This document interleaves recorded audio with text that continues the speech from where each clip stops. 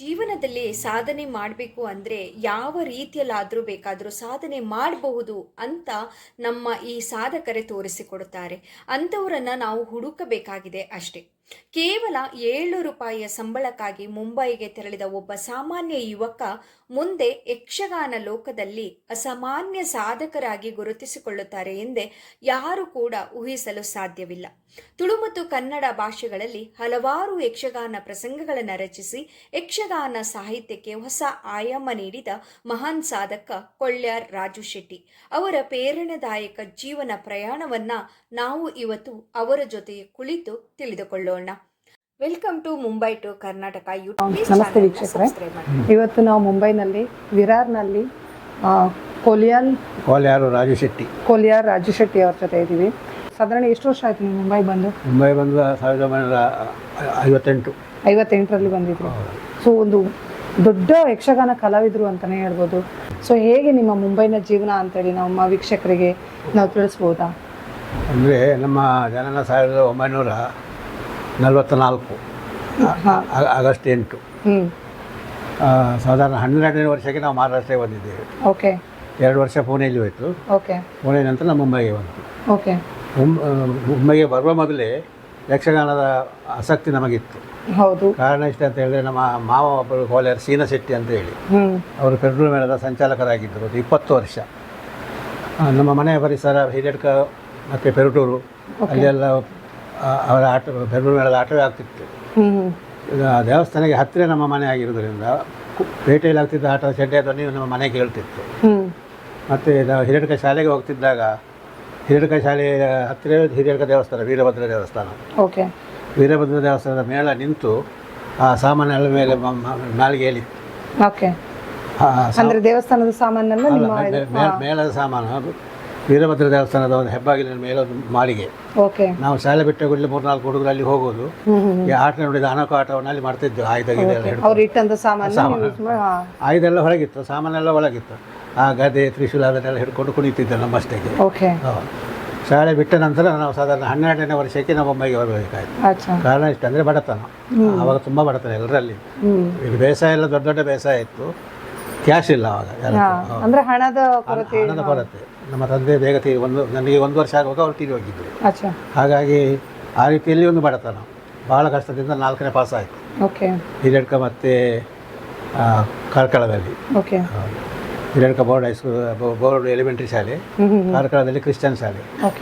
ಆ 2 ಶಾಲೆ ಆವಾಗ 4ನೇ ಕ್ಲಾಸ್ ಪಾಸ್ ಆಯಿತು. ಆವಾಗ 4ನೇ ಕ್ಲಾಸ್ ಪಾಸ್ ಆಗಿದ್ರೆ ಇನ್ನೂ ದೊಡ್ಡ ಡಿಗ್ರಿ ಮಾಡಿದ ಹಾಗೆ ಅಲ್ಲ? ಒಂದು ಲೆಕ್ಕದಲ್ಲಿ ಹಾಗೆ. ಅಂದರೆ ಇವಾಗ ಡಿಗ್ರಿ ಮಾಡಿದ್ರೂ ವ್ಯಾಲ್ಯೂ ಇಲ್ಲ, ಕೆಲವರಿಗೆ ಕನ್ನಡವೇ ಸರಿ ಬರೋದಿಲ್ಲ. ಹೌದು. ಹಾಗಾಗಿ ನಾವು ಮುಂಬೈಗೆ ಬಂದ ನಂತರ ಇಲ್ಲಿ ತುಂಬ ಯಕ್ಷಗಾನ ಮೇಳಗಳಿದ್ವು ಆವಾಗ. ಗುರುನಾರಾಯಣ ಯಕ್ಷಗಾನ ಮಂಡಳಿ ಮತ್ತು ನರಸಿಂಹ ಯಕ್ಷಗಾನ ಮಂಡಳಿ, ಹೀಗೆ ಮಂಡಳಿಗಳ ಆಟ ಆಗ್ತಿತ್ತು. ತಾಳಮದ್ದಲೆ ತುಂಬ ಆಗ್ತಿತ್ತು. ಮತ್ತು ಊರಿನ ಕಲಾವಿದರು ಬಂದಾಗ ಶಾಮಗರು, ಕೊಳ್ಳ್ಯ ದೇಜಾಬ್ ಶೆಟ್ಟರು, ಸೀತಾನದಿ ಗಣಪತಿ ಶೆಟ್ಟಿ ಅಥವಾ ದೊಡ್ಡ ದೊಡ್ಡ ಅರ್ಥಗಳು ಅವರ ಕೆಲಸಕ್ಕಾಗಿ ಮುಂಬೈಗೆ ಬಂದಾಗ ಇಲ್ಲಿ ತಾಳಮದ್ದಲೆ ಏರ್ಪಾಟಾಗ್ತಿತ್ತು. ಅವರ ಒಟ್ಟಿಗೆ ಕೂತ್ಕೊಂಡು ನಾವು ಅರ್ಥ ಹೇಳೋದಕ್ಕೆ ಪ್ರಾರಂಭ ಮಾಡ್ತಿದ್ದೆವು. ಅಂದರೆ ನೀವು ಊರನ್ನ ಬಿಟ್ಟು ಮುಂಬೈಗೆ ಬಂದಾಗ ನಿಮ್ಮ ಒಂದು ಯಕ್ಷಗಾನ ಸ್ಥಳಕ್ಕೆ ಕಳೀತಾ ಇತ್ತು? ಹೌದು. ಅಂದರೆ ಯಕ್ಷಗಾನದಲ್ಲಿ ತಾಳಮದ್ದಲೆ ಆಟ ಅಂತ 2 ಪ್ರಭೇದ. ಈ ತಾಳಮದ್ದಲೆ ಅರ್ಥ ಹೇಳಬೇಕಾದ್ರೆ ತುಂಬ ಓದಬೇಕು, ಅಧ್ಯಯನ ಬೇಕು, ಪೌರಾಣಿಕ ಗ್ರಂಥಗಳ ಅನುಭವ ಬೇಕು, ಮತ್ತು ನೆನಪಿನ ಶಕ್ತಿ ಬೇಕು. ನೆನಪಿನ ಶಕ್ತಿ ಎಷ್ಟು ಅಷ್ಟು ಒಳ್ಳೆಯದು. ಹೌದು. ಎದುರು ನಾವು ಮಾತಾಡಿದಾಗ ಆ ಕಥೆಯನ್ನು ಉದಾಹರಣೆ ಕೊಡಬೇಕಾಗ್ತದೆ. ಹಾಗಾಗಿ ತಾಳಮದ್ದಲೆಯಲ್ಲಿ ಅರ್ಥ ವಿಸ್ತಾರವಾಗಿರ್ತದೆ, ಬಯಲಾಟದಲ್ಲಿ ಸಂಕ್ಷಿಪ್ತವಾಗಿರ್ತದೆ. ನಾವು 2ರಲ್ಲಿಯೂ ಭಾಗವಹಿಸ್ತಿದ್ದೆವು. ಆಟದಲ್ಲಿಯೂ ಅದಕ್ಕೆ ಕೂಟ ಅಂತ ಹೇಳ್ತಾರೆ ಯಕ್ಷಗಾನಕ್ಕೆ, ತಾಳಮದ್ದಲೆಗೆ. ದೊಡ್ಡ ಒಳ್ಳೊಳ್ಳೆ ಅರ್ಥಗಳ ಒಟ್ಟಿಗೆ ನಾವು ಕೂತ್ಕೊಂಡು ಅರ್ಥ ಹೇಳ್ತಿದ್ದೆವು. ಹಾಗಾಗಿ ಅದರಲ್ಲಿಯೂ ನಮಗೆ ಸ್ವಲ್ಪ ಪ್ರಸಿದ್ಧಿಯೂ ಬಂತು. ಮುಂಬೈಯ ಬೇರೆ ಬೇರೆ ಮೇಳಗಳಲ್ಲಿ ನಾವು ವೇಷ ಮಾಡ್ತಿದ್ದೆವು. ಹೋಟೆಲ್ನಲ್ಲಿ ಕೆಲಸ, ಅದು ಪೋರ್ಟ್ ಏರಿಯಾ ಆದ್ದರಿಂದ ಅದು ಬೇಗ ಮುಗೀತಿತ್ತು ಆ ಕೆಲಸ. 6-7 ಗಂಟೆಗೆ ಎಲ್ಲ ಆಫೀಸ್ ಬಂದಾದರೆ ಹೋಟೆಲ್ ಎಲ್ಲ ಬಂದು ಆನಂತರ ನಾವು ಯಕ್ಷಗಾನಕ್ಕೆ ಹೋಗೋದು. ಯಕ್ಷಗಾನ ಸಾಯಂಕಾಲ 9 ಗಂಟೆ ಶುರು ಆದರೆ ಬೆಳಗಿನವರೆಗೆ. ರೋಡ್ನಲ್ಲಿ ರಂಗಸ್ಥಳ, ಅಲ್ಲಿ ಜನ ಸೇರ್ತಿದ್ರು. ಮನೋರಂಜನೆಗೆ ಬೇರೆ ಈ ಮೊಬೈಲ್ ಮತ್ತು ಅದರಲ್ಲಿ ಸಿನಿಮಾ ಒಂದು ಇತ್ತು ಅಷ್ಟೇ. ಹಾಗಾಗಿ ಮತ್ತೆ ಎಲ್ಲ ಹೋಟ್ಲಲ್ಲಿಯೂ ನಮ್ಮ ಊರಿನವರೇ ಇರ್ತಿದ್ರು. ಒಂದೊಂದು ಹೋಟ್ಲಲ್ಲಿ 10-20 ಜನ. ಹೌದೌದು. ಹಾಗಾಗಿ ಯಕ್ಷಗಾನದ ಪ್ರೇಕ್ಷಕರ ಅಂದರೆ ಹೋಟೆಲ್ನ ಕೆಲಸದವರೇ ಹೆಚ್ಚು. ಸೊ ನೀವು ಅಂದ್ಕೊಂಡಿದ್ರೆ ಇಷ್ಟೆಲ್ಲ ನನಗೆ ಸನ್ಮಾನ ಬರುತ್ತೆ ಅಥವಾ ನಾವು ಒಂದಿಷ್ಟೊಂದು ಸಾಧನೆ ಮಾಡ್ತೆ ಅಂತ? ನಾನು ಅಂದ್ಕೊಳ್ಳೇ ಇಲ್ಲ. ನಾನು ಬರಿತೇನೆ ಅಥವಾ ಬರಿ ಒಂದು ಯಶಸ್ವಿ ವ್ಯಕ್ತಿ ಅಂತ ಒಂದು ಪೇಪರ್ ಇತ್ತು, ಅದು 4-5 ವರ್ಷ ನಡೀತು. ಈ ಕರೋನಾದಿಂದ ಬಂದಾಯ್ತು ಅದು. ಓಕೆ. ಅದರಲ್ಲಿ ಉಪಸಂಪಾದಕನಾಗಿದ್ದೆ. ಅಚ್ಚಾ. ಎಲ್ಲ ಈಗ ನೀವು ಇಂಟರ್ವ್ಯೂ ತಗೊಳ್ತಾರೆ, ಹಾಗೆ ಇಂಟರ್ವ್ಯೂ ತಗೊಳ್ಳೋದು, ಅದನ್ನು ಲೇಖನ ಮಾಡಿ ಬರೆಯೋದು. ಅಂದ್ರೆ ಅವರ ಒಂದು ಜೀವನ ಚರಿತ್ರೆಯನ್ನು ಅದು 4-5 ವರ್ಷ ಒಳ್ಳೆ ನಡೀತದು. ಕೊರೋನಾ ಬಂದ ಕೂಡಲೇ ಅವ ಹೆದರಿದ, ಅದು ಸಂಪಾದಕ ಊರಿಗೆ ಸೆಟ್ಲ್ ಅದ, ನಿಮ್ಮ ಮಿರರಲ್ಲೇ ನಿಲ್ಲಿಕ್ಕಿದ್ದ.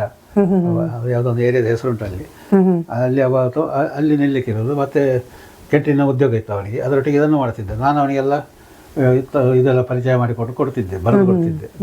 ನಾನು ಒಬ್ಬನೇ ಬರೀತು ಇಡೀ ಪೇಪರಿಗೆ. ಹಾಗಾಗಿ ಅದು ಕೆಲಸ ನಡೆಯಿತು. ಅದು ನಾವು ಎಣಿಸಲಿಲ್ಲ, ನಾವು ಬರಹದಲ್ಲಿ ಅವರು ಸ್ಯಾಲರಿ ಕೊಡ್ತಿದ್ದ ನಮಗೆ ಒಳ್ಳೆ. ನಾವು ಬರಹಗಾರರಾಗ್ತೇವೆ ಅಥವಾ ನಾವು ಬರೀತೇವೆ, ನಾವು ಬರೆದ ಪುಸ್ತಕ ಓದ್ತಾರೆ, ಅದು ನಾವು ಕಲ್ಪನೆ ಮಾಡಲಿಲ್ಲ ಆವಾಗ. ಒಂದು ಮುಖ್ಯ ವಿಷಯ ಅಂತ ಹೇಳಿದ್ರೆ, ನನ್ನೊಟ್ಟಿಗೆ ಬಂದವರೆಲ್ಲ 4 ಹೋಟೆಲ್, ನನ್ನ ಒಟ್ಟಿಗಿದ್ದವರೆಲ್ಲ 4-5 ಹೋಟ್ಲ್ ಓನರ್ ಆಗಿದ್ದಾರೆ, ಬೇಕಾದಷ್ಟೆಲ್ಲ ಮಾಡ್ಕೊಟ್ಟಿದ್ದಾರೆ. ನಮ್ಗೆ ಏನೂ ಮಾಡ್ಲಿಕ್ಕೆ ಆಗಲಿಲ್ಲ. ಇಲ್ಲ ಇಲ್ಲ, ಅವರೆಲ್ಲರಿಗಿಂತ ದೊಡ್ಡ ಸಾಧನೆ ಮಾಡಿದಿರಿ ನೀವು ಅಂತಾನೆ ಹೇಳ್ಬೋದು. ಅವ್ರು ಹಾಗೆ ಹೇಳ್ತಾರೆ, ನಾವು ಹಣ ಮಾಡಿದ್ದೇವೆ, ನೀವು ಹೆಸರು ಮಾಡಿದ್ದೀರಿ. ಹಣನೂ ಹಾಗೆ ಯಾರು ತಗೊಂಡೋಗ್ಲಿಕ್ಕೆ ಆಗೋದಿಲ್ಲ, ಹೆಸರಾದ್ರೆ ಯಾವತ್ತು ಉಳಿಯುವಂಥದ್ದು. ಪುಣೆಯಲ್ಲಿ ವಿಶ್ವನಾಥ್ ಶೆಟ್ಟಿ ಅಂತ ಇದ್ದಾರೆ, ಅವರು ಪಿಂಪ್ರಿ ಚಿಂಚೋಳ ಸಂಘದ ಮಾಜಿ ಅಧ್ಯಕ್ಷರು, ನನ್ನ ಬಾಲ್ಯ ಸ್ನೇಹಿತವ. ಎಲ್ಲ ಪುಸ್ತಕಗಳಿಗೂ ಹಣ ಸಹಕಾರ ಕೊಡುತ್ತೆ ಪ್ರಿಂಟಿಂಗಿಗೆ. ಇಲ್ಲಿ ಮುಳ್ಳಿನಲ್ಲಿ ಪ್ರಭಾಕರ್ ಶೆಟ್ಟರ್ ಅಂತ ಇದ್ರು, ಇದ್ದಾರೆ ಈಗಲೂ, ಆರೋಗ್ಯ ಸರಿ ಇಲ್ಲ ಅವರಿಗೆ. ಅವರು ಸಹ ಪುಸ್ತಕಗೆಲ್ಲ ತುಂಬ ಸಹಕಾರ ಕೊಟ್ಟಿದ್ದಾರೆ. ಮತ್ತೆ ಬಂಟರ ಸಂಘದ ಕೆಲವು ಪ್ರಮುಖರೆಲ್ಲ ಅವರು ಕೇಳಿದ್ಕೊಳ್ಳೆ ಕೊಟ್ಟಿದ್ದಾರೆ. ಏನು ಮಾಡಿ ನಾವು ಪುಸ್ತಕ ತಗೊಂಡೋದಾಗ ಅವ್ರಿಗೆ ಎಷ್ಟು ಹಣ ಅಂತ ಕೇಳ್ತಿದ್ರು, ಹಣ ಕೊಡ್ತಿದ್ರು. ಮತ್ತೆ ಬಿಲ್ಲರವನ ಮಗು ಅವರೆಲ್ಲ ನಮ್ಮ ಸಪೋರ್ಟರೇ. ಈಗಲೂ ಮುಂಚೆ ಹಿಂದಿನವರು ಸಹ ಬಿಲ್ಲರ ಅದು ಜಯಸ್ವರ್ಣರ ತಾಯಿಯ ಹೆಸರಿನ ಒಂದು ಪ್ರಶಸ್ತಿ ಇತ್ತು, ನನಗೆ ಕೊಟ್ಟಿದ್ದಾರೆ ಅವರು.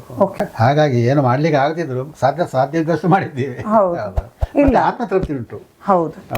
ಈಗ ನಮಗೇನು ಉತ್ಸಾಹ ಮೇಲೆ ಇಲ್ಲದಿದ್ರು ಆಟ ಆಗುವಲ್ಲಿಗೆ ಒಂದು ಅರ್ಧ ಗಂಟೆ 1 ಗಂಟೆ ಕೂತ್ಕೊಂಡಾದ್ರೂ ಬರ್ತೇವೆ ನಾವು. ಇಷ್ಟೆಲ್ಲ ನೀವು ಯಕ್ಷಗಾನ ಕಲ್ತ್ರಿ ಅಥವಾ ಬುಕ್ನ ಬರೆದ್ರಿ, ಇದಕ್ಕೆ ಮೇನ್ ಕಾರಣ ಯಾರು ಅಂತ ಕೇಳ್ಬೋದಾ? ಬೊಂಬೆಗೆ ಬಂದ ನಂತರ ಯಕ್ಷಗಾನದ ಮಾರ್ಗದರ್ಶಕರು ಅಥವಾ ಗುರುಗಳು ಸಿಕ್ಕಿದ್ರು ನಮಗೆ. ಅದರಲ್ಲಿ ಮುಖ್ಯವಾಗಿ ಕಂಬದ ಕೊನೆ ರಾಮದಾಸ್ ಪ್ರಭುಗಳು ಅಂತ ಹೇಳಿ, ಅವರು ಯಕ್ಷಗಾನ ತುಂಬ ಪ್ರಾವೀಣ್ಯ. ಅವರು ಯಶವನ್ನು ಮಾಡ್ತಿದ್ರು, ನಾಟ್ಯ ಗೀಟೆ ಎಲ್ಲ. ಅವರು ನಮಗೆ ಬಡಗುತಿಟ್ಟಿನಲ್ಲಿ ನಾಟ್ಯ ಕಲಿಸಿದ್ರು. ಬಡಗುತಿಟ್ಟಿನಲ್ಲಿ ಸ್ವಲ್ಪ ನಾಟ್ಯ ಕಷ್ಟ. ಆನಂತರ ಕಾವೂರು ಕೇಶವ ಶೆಟ್ಟಿಗರ ಅಂತ ಯುಕ್ರೋಳಿಯಲ್ಲಿದ್ದೇವೆ ನಾವು, ಅವರು ನಮಗೆ ತೆಂಕುತಿಟ್ಟಿನ ಯಕ್ಷಗಾನದ ನಾಟ್ಯ ಕಲಿಸಿದ್ರು. ಹಾಗೆ ತೆಂಕು ಮತ್ತು ಬಡಗು 2 ತಿಟ್ಟಿನಲ್ಲಿ ನಾನು ವೇಷ ಮಾಡ್ತಿದ್ದೆ. ಒಂದು 500 ದೇವೇಂದ್ರ ಆಗಬಹುದು. ಅಂದರೆ ಮತ್ತೆ ರಾಮ ಕೃಷ್ಣ ಹೀಗೆಲ್ಲ ಚಾರಿತ್ರಿಕ ನಟ ಅಂತ ಉಂಟು. ಮಾತುಗಾರಿಕೆ ವೇಷಗಳೆಲ್ಲ ನನಗೆ ಸಿಗ್ತಿತ್ತು. ನಾನು ಹೋದ್ರೆ ಆ ವೇಷ ನನಗೆ ಅಂತ ಹೇಳಿ. ಈಗ ನೀವು ಕೆಲಸ ಮಾಡಿಕೊಂಡು ಅದನ್ನು ಕಲಿಯುವಂಥ ಒಂದು ಸಮಯ ಸಿಗ್ತಾ ಇತ್ತು ಆವಾಗ? ಅಂದರೆ 6-7 ಗಂಟೆಗೆ ಕೆಲಸ ಹೋಟೆಲ್ ಎಲ್ಲ ಮುಗಿತಿತ್ತು. ಮತ್ತೆ ಆದಿತ್ಯವಾರ ಹೋಟ್ಲ್ ಬಂದಿರ್ತಿತ್ತು. ಆವಾಗ ನಾವು ಇದನ್ನು ಮಾಡ್ತಿದ್ದೆವು. ಅನುಕೂಲ ಆಯ್ತು, ಫೋರ್ಟ್ ಏರಿಯಾ ನಮಗೆ ಒಳ್ಳೆ ಅನುಕೂಲ ಆಯ್ತು. ಅದರ ಮೊದಲೆಲ್ಲ ಇಡೀ ದಿವಸ ಕೆಲಸ ಇತ್ತು. ಫೋರ್ಟ್ ಏರಿಯಾಗೆ ಒಂದು ಕೆಲಸ ಮಾಡ್ಲಿಕ್ಕೆ ಶುರು ಮಾಡಿ ಹೋಟ್ಲಲ್ಲಿ ಮಾಡ್ಲಿಕ್ಕೆ ಶುರು ಮಾಡಿದ ನಂತರ ನಾವು ಮೇಳದರ್ಶಿಗೂ ಸಹ ಹೋಟ್ಲಲ್ಲಿ ಕೆಲಸ ಮಾಡುತ್ತಲೇ. ಮತ್ತೆ ಹೋಟ್ಲ್ ಅವರಿಗೂ ಸಹ ಒಂದು ಇದಿತ್ತು ಅಭಿಮಾನ, ರಾಜ ನಮ್ಮ ಮೇಳ ಧರಿಸ್ತಾರೆ, ಅವರು ವೇಷ ಹಾಕ್ತಾರೆ. ವ್ಯವಸ್ಥಾಪಕ ಸೇಟ್ನವರಿಗೂ ಸಹ ಅವರು ಬರೀತಾರೆ, ಅವರು ಪುಸ್ತಕ ಬರೀತಾರೆ ಹೀಗೆಲ್ಲ ಅಂತ. ಅವರು ಖುಷಿ ಅಂತ. ಹೌದು, ದೊಡ್ಡ ದೊಡ್ಡ ಕಲಾವಿದರನ್ನೆಲ್ಲ ತರಿಸಿ ಟಿಕೆಟ್ ಆಟ. ಆಗ ಹೀಗೆ ಫ್ರೀ ಆಟ ಇಲ್ಲ. ಟಿಕೆಟ್ ಆಟದಲ್ಲಿ ಲಾಭ ಏನೂ ತುಂಬ ಆಗಲಿಲ್ಲ, ನಷ್ಟವಾದ ಹೇಳಿಕೊಳ್ಳುವಂಥ ನಷ್ಟವಲ್ಲ ಅಂತ ಅನುಭವ, ಒಂದು ದೊಡ್ಡ ಅನುಭವ. 2 ವರ್ಷ ಆದ ನಂತರ ಅದು ಮೇಳ ತರಿಸುವುದು ಇಲ್ಲಿ ಬಡಗುತಿಟ್ಟಿಗೆ ಆವಾಗ ಅಷ್ಟು ಇದು ಪ್ರಾಧಾನ್ಯ ಇರಲಿಲ್ಲ. ಪ್ರಾಧಾನ್ಯ ಇದ್ದದು ಕಾಳಿಗನವಡ ಬಂದ ನಂತರ. ಅದರವರೆಗೆಲ್ಲ ತೆಂಕುತಿಟ್ಟಿನ ಆಟ ಹೆಚ್ಚು. ಬೊಂಬೆಯಲ್ಲಿ ಬಡಗುತಿಟ್ಟಿನ ಮೇಳವೇ ಇಲ್ಲ. ಆಗಿನ ಒಂದು ಯಕ್ಷಗಾನಕ್ಕೂ ಈಗಿನ ಯಕ್ಷಗಾನಕ್ಕೂ ಎಷ್ಟೊಂದು ವ್ಯತ್ಯಾಸ ಇರಬಹುದು? ವ್ಯತ್ಯಾಸ ಅಂದರೆ ಒಂದು ಕಾಲಮಿತಿ, ಎರಡನೇದಾಗಿ ಕಲಾವಿದರು ಅಷ್ಟು ಅಧ್ಯಯನ ಮಾಡಿ ಅನುಭವ ಗಳಿಸಿ ರಂಗಸ್ಥಳಕ್ಕೆ ಬರುವುದಿಲ್ಲ. ಸ್ವಲ್ಪ ಬಂದ ಕೂಡಲೇ ರಂಗಸ್ಥಳಕ್ಕೆ ಬರ್ತಾರೆ. ಅದು ಮುಂಬೈಯಲ್ಲಿ ಅಷ್ಟೇ, ಊರಿನಲ್ಲಿ ಸ್ವಲ್ಪ ಹೆಚ್ಚು ಪ್ರಾವೀಣ್ಯತೆಯನ್ನು ಪಡೀತಾರೆ. ಇಲ್ಲಿ ಹಾಗಲ್ಲ. ಅವರು ಹೇಗಾದರೆ ಇಲ್ಲಿ ಯಾರೂ ವೃತ್ತಿ ಕಲಾವಿದರಿಲ್ಲ ಬೊಂಬೈಯಲ್ಲಿ. ಪ್ರವೃತ್ತಿಯಲ್ಲಿ ಅವರು ಕಲಾವಿದರು. ನಿತ್ಯ ಜೀವನಕ್ಕಾಗಿ ಅವರು ಬೇರೆ ಉದ್ಯೋಗವನ್ನು ಮಾಡ್ತಾ ಇರ್ತಾರೆ. ಹೋಟೆಲ್ ಉದ್ಯೋಗ ಇರ್ಬೋದು, ಕಂಪನಿಗಳಲ್ಲಿ ಕೆಲಸ ಇದ್ದಿರ್ಬೋದು, ಆಫೀಸ್ನಲ್ಲಿ ಕೆಲಸ ಇದ್ದಿರ್ಬೋದು. ಯಕ್ಷಗಾನದಲ್ಲಿ ಎಲ್ಲರೂ ಒಂದೇ ಆಗಿರ್ತಾರೆ. ಅದು ಒಂದು ರೀತಿಯ ಅನುಭವ, ಸಂತೋಷ. ಹಣಕ್ಕಾಗಿ ಯಕ್ಷಗಾನಕ್ಕಾಗಿ ಅಲ್ಲ, ನಮಗೆ ಯಕ್ಷಗಾನದ ಆಸಕ್ತಿ ಹೆಚ್ಚಾಗಿ ನಾವು ಭಾಗವಹಿಸ್ತೇವೆ. ಮತ್ತು ನಾನು ಅದರ ಯಕ್ಷಗಾನ ಸಂಚಾಲಕನಾದಾಗ ಮುಂಬೈಲಿ ಹೇಗುಂಟು, ಪುಣೆಯಲ್ಲಿ ಯಕ್ಷಗಾನ ತಂಡ ತಗೊಂಡು ಹೋಗಿ ಆಟ ಮಾಡಿಸಿದ್ದುಂಟು. ಆವಾಗ ನಮಗೊಂದು 22 ವರ್ಷ ಪ್ರಾಯ. ಓಕೆ. ಯಕ್ಷಗಾನವೇ ನಮ್ಮ ಜೀವನದಲ್ಲಿ ಏನಂತ ಹೇಳಿದ್ರೆ ಯಕ್ಷಗಾನ.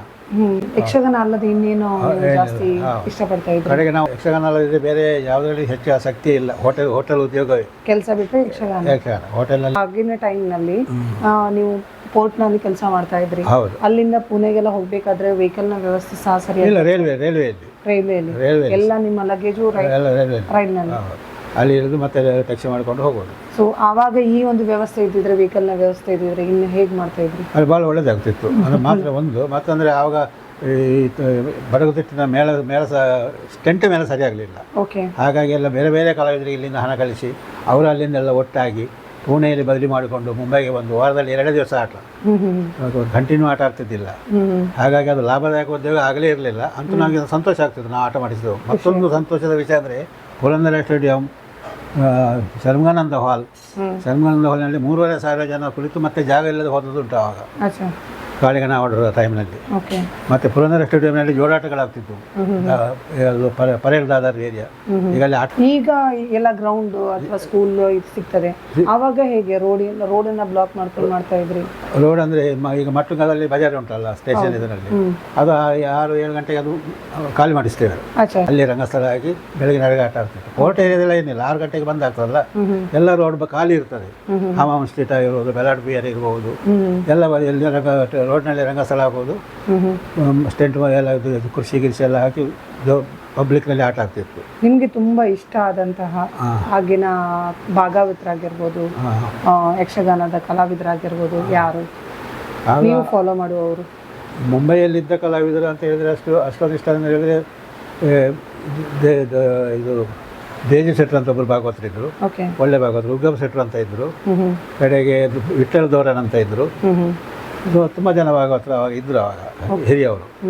ಮತ್ತು ಕಲಾವಿದರು ಸಹ ಸಮರ್ಥ ಕಲಾವಿದರೆಲ್ಲ ಅವಾಗ ಇದ್ದರು. ಅಣ್ಣಪ್ಪ ಶೆಟ್ಟಿ ಅಂತ ಇದ್ದರು, ಮತ್ತು ಕುಂಬ್ಳೆ ನಾರಾಯಣ, ಕುಂಬ್ಳೆ ಸುಬ್ಬ, ಹೀಗೆಲ್ಲ ತೆಂಕಿನ ದೊಡ್ಡ ದೊಡ್ಡ ಕಲಾವಿದರೆಲ್ಲ ಅವಾಗ ಇದ್ದರು.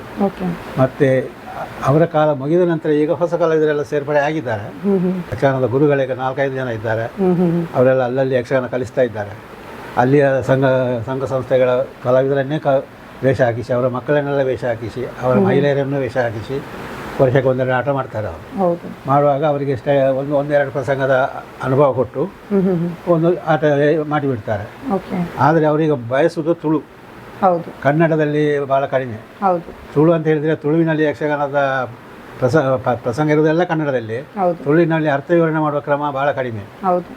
ಹಾಗಾಗಿ ನಮಗೆ ಇಲ್ಲಿ ಮುಂಬೈನಲ್ಲಿ ಹೆಚ್ಚಿನವರು ತುಳುವಿನವರು ಆದ್ದರಿಂದ ಅವರಿಗೆ ಕನ್ನಡ ಸ್ವಲ್ಪ ಕಷ್ಟ ಆಗುತ್ತೆ. ಅವರು ಮರಾಠಿ, ಹಿಂದಿ, ಇಂಗ್ಲೀಷ್ನಲ್ಲಿ ಕಲಿತಾರೆ. ಹೆಚ್ಚಾಗಿ ಇಂಗ್ಲೀಷ್ ಮೀಡಿಯಂನಲ್ಲಿ ಕಲಿತಾರೆ.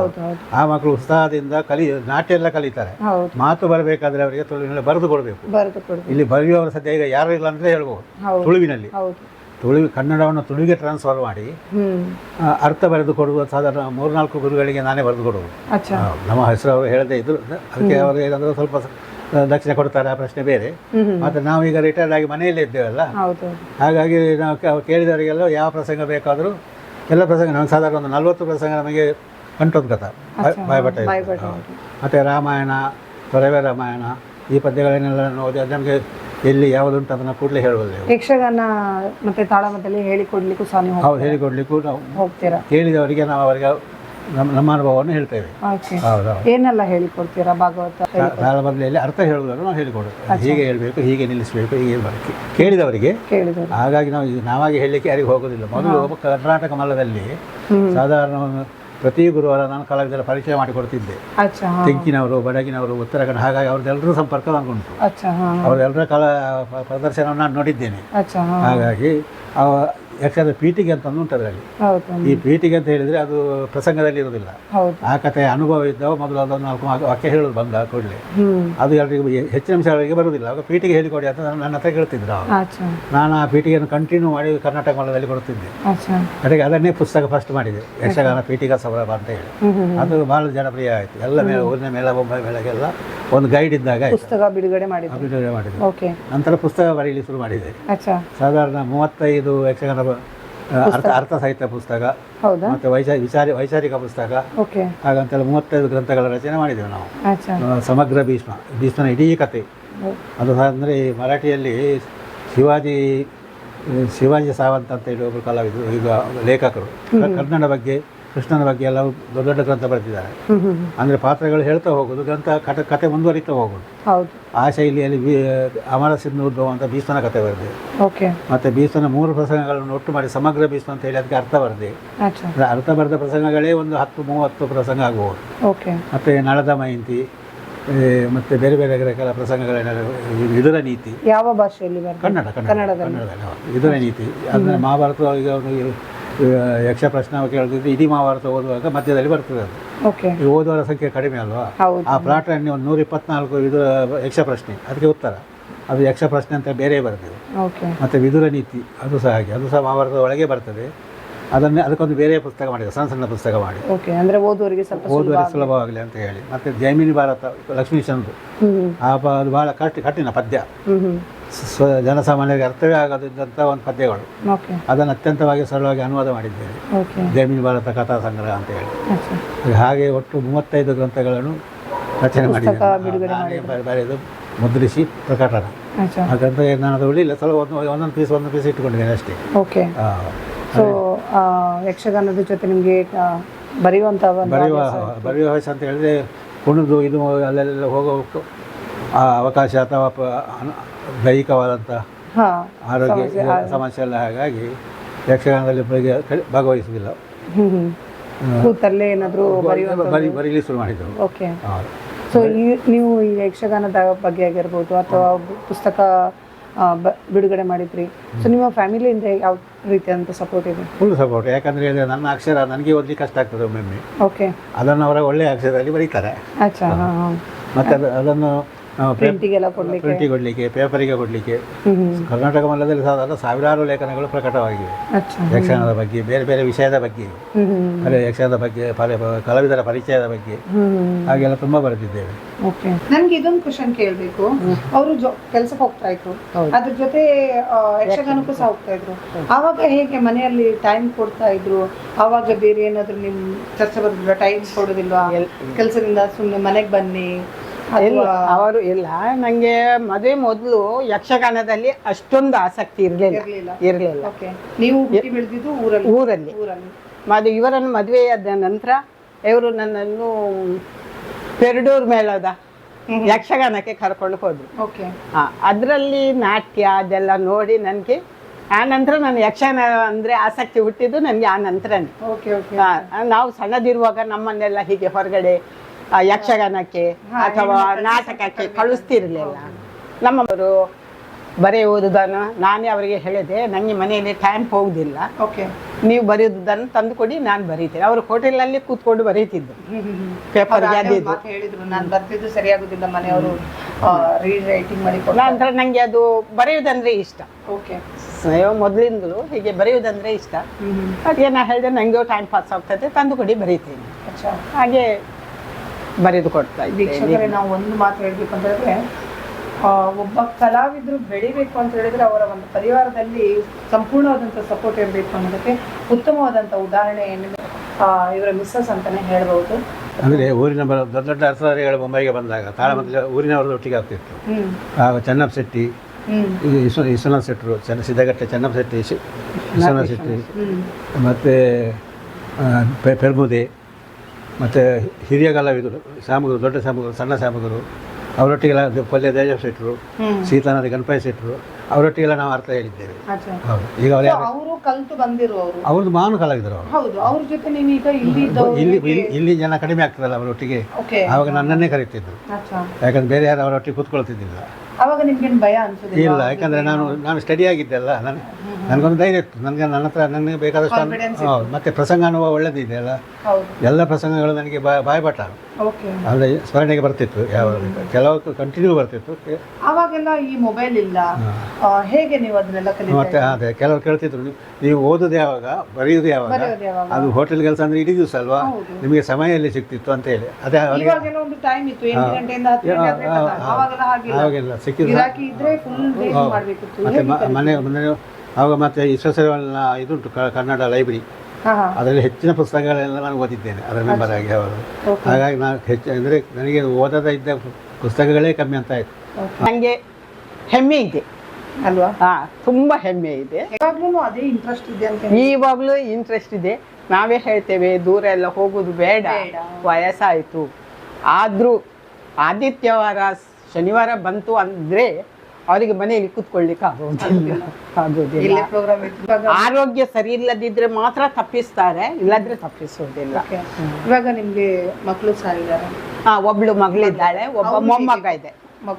ಮೊಮ್ಮಗ ಇದ್ದಾನೆ. ಸೊ ಅವ್ರು ಹೇಗೆ? ಮಗಳಿಗೂ ತುಂಬಾ ಇಂಟ್ರೆಸ್ಟ್ ಅಂದ್ರೆ ತಂದೆಯ ಇದರಲ್ಲಿ ತುಂಬಾ ಆಸಕ್ತಿ ಇದೆ, ಹೆಮ್ಮೆ ಇದೆ ಅವಳಿಗೆ. ಕಲಾವಿದರೊಟ್ಟಿಗೆ ನಿಂತು ಫೋಟೋ ತೆಗೆಯುವುದು ಎಲ್ಲ ತುಂಬಾ ಇಷ್ಟ ಇತ್ತು ಅವಳಿಗೂ.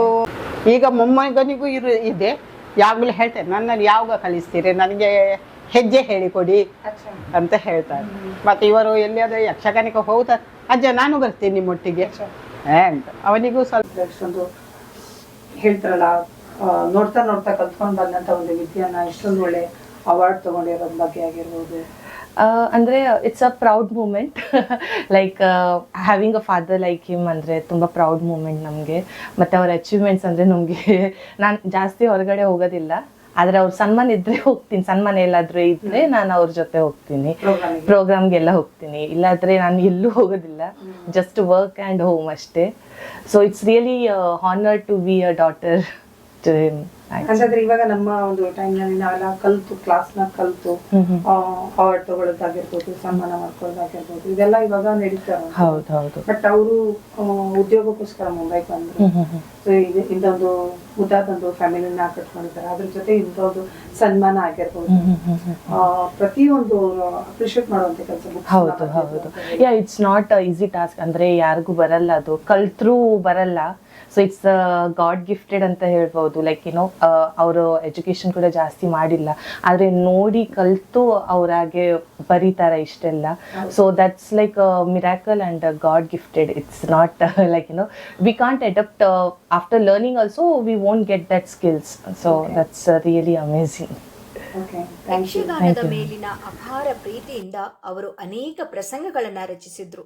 ತುಳು ಮತ್ತು ಕನ್ನಡ ಭಾಷೆಗಳಲ್ಲಿ ರಚಿಸಿದ ಅವರ ಕೃತಿಗಳು ಕಲಾವಿದರಿಗೆ ಮತ್ತು ಯಕ್ಷಗಾನ ಪ್ರೇಮಿಗಳಿಗೆ ಅಮೂಲ್ಯ ಕೊಡುಗೆಯಾಗಿ ಉಳಿದಿದೆ. ಪುರಾಣ, ಇತಿಹಾಸ ಮತ್ತು ಸಾಮಾಜಿಕ ಮೌಲ್ಯಗಳನ್ನು ಜನರಿಗೆ ತಲುಪಿಸುವಲ್ಲಿ ಇವರ ಬರಹಗಳು ಮಹತ್ವದ ಪಾತ್ರವನ್ನ ವಹಿಸಿವೆ. ತಮ್ಮ ಸಾಹಿತ್ಯ ಸೇವೆಯಿಂದ ಯಕ್ಷಗಾನ ಕ್ಷೇತ್ರದಲ್ಲಿ ವಿಶಿಷ್ಟ ಸ್ಥಾನವನ್ನ ಗಳಿಸಿದ ರಾಜು ಶೆಟ್ಟಿ ಅವರು ಅನೇಕ ಕಲಾವಿದರಿಗೆ ಸ್ಫೂರ್ತಿಯಾಗಿದ್ದಾರೆ. ಅವರ ಕೃತಿಗಳು ಇಂದಿಗೆ ವಿವಿಧ ವೇದಿಕೆಗಳಲ್ಲಿಯೂ ಕೂಡ ಪ್ರದರ್ಶನಗೊಳ್ಳುತ್ತದೆ. ಹಾಗೆಯೇ ಅವರು ಯಕ್ಷಗಾನವೆಂದರೆ ಕೇವಲ ಒಂದು ಕಲೆಯಲ್ಲ, ಅದು ನಮ್ಮ ಸಂಸ್ಕೃತಿಯ ಜೀವಾಳ. ಈ ಕಲೆಯ ಬೆಳವಣಿಗೆಗೆ ತಮ್ಮ ಜೀವನವನ್ನೇ ಸಮರ್ಪಿಸಿದ ಮಹನೀಯರಲ್ಲಿ ಕೊಳ್ಳ ರಾಜು ಶೆಟ್ಟಿ ಅವರ ಹೆಸರು ವಿಶೇಷವಾಗಿ ನೆನಪಾಗುತ್ತೆ. 7 ರೂಪಾಯಿಯ ಸಂಬಳದಿಂದ ಆರಂಭವಾದ ಪಯಣ ಯಕ್ಷಗಾನ ಸಾಹಿತ್ಯದ ಅಮೂಲ್ಯ ಸಾಧಕರಾಗಿ ಬೆಳೆದ ಕಥೆಯಾಗಿದೆ. ಕೊಳ್ಳ ರಾಜು ಶೆಟ್ಟಿ ಅವರ ಜೀವನ ನಮಗೆ ಪರಿಶ್ರಮ, ಶ್ರದ್ಧೆ ಮತ್ತು ಕಲೆಯ ಮೇಲಿನ ಪ್ರೀತಿ, ಅದರ ಮಹತ್ವವನ್ನು ಎದ್ದು ತೋರಿಸುವ ಹಾಗೆ ಮಾಡಿದೆ. ಇವತ್ತಿನ ಈ ವಿಡಿಯೋ ನಿಮಗೆಲ್ಲರಿಗೂ ಇಷ್ಟ ಆಯಿತು ಅಂತ ಭಾವಿಸ್ತೀನಿ. ಖಂಡಿತ ನೆಕ್ಸ್ಟ್ ಇನ್ನೊಂದು ವಿಶೇಷತೆ ಜೊತೆಗೆ ನಾನು ನಿಮಗೆ ಮತ್ತೆ ಸಿಗ್ತೀನಿ. ಅಲ್ಲಿ ತನಕ ಎಲ್ಲರಿಗೂ ಧನ್ಯವಾದಗಳು. ಹಾಗೆ ನನ್ನ ಚಾನಲನ್ನು ನೋಡಿ ಇಷ್ಟ ಆದವರು ಖಂಡಿತ ಮುಂಬೈ ಟು ಕರ್ನಾಟಕ ಯೂಟ್ಯೂಬ್ ಚಾನಲನ್ನು ಸಬ್ಸ್ಕ್ರೈಬ್ ಮಾಡೋದರ ಮೂಲಕ ಸಪೋರ್ಟ್ ಮಾಡಿ. ಧನ್ಯವಾದ. ಕಲಾಭಿಮಾನಿಗಳು ಇನ್ನೂ ಬೆಳಿಬೇಕು. ನಮ್ಮ ಒಂದು ಚಾನಲ್ನ ಗುರುತಿಸೋದಕ್ಕೆ ನನಗೆ ತುಂಬ ಹೆಮ್ಮೆ ಆಗ್ತಿದೆ ಅಂತಲೇ ಹೇಳ್ಬೋದು. ಸೊ ಇಷ್ಟೊಂದು ಸಮಯ ಕೊಟ್ಟು ನಿಮ್ಮ ಬಗ್ಗೆ ಪರಿಚಯ ಮಾಡಿಕೊಡೋದಕ್ಕೆ ತುಂಬ ಹೃದಯದ ಧನ್ಯವಾದಗಳನ್ನು ನಾನು ಹೇಳೋದಕ್ಕೆ ಇಷ್ಟಪಡ್ತೇನೆ. ನಾವು ಹಾಗೆ, ನೀವು ಮೀರಾ ರೋಡಿಂದ ಇಲ್ಲಿ ತನಕ ಬಂದು ನಮ್ಮ ಯಜಮಾನರ ಇಂಟರ್ವ್ಯೂ ಮಾಡಿ ನಿಮ್ಮ ಯೂಟ್ಯೂಬ್ನಲ್ಲಿ ಹಾಕುವುದಕ್ಕೆ ನಾವು ತುಂಬ ನಿಮಗೆ ಕೃತಜ್ಞರಾಗಿರುತ್ತೇವೆ. Thank you.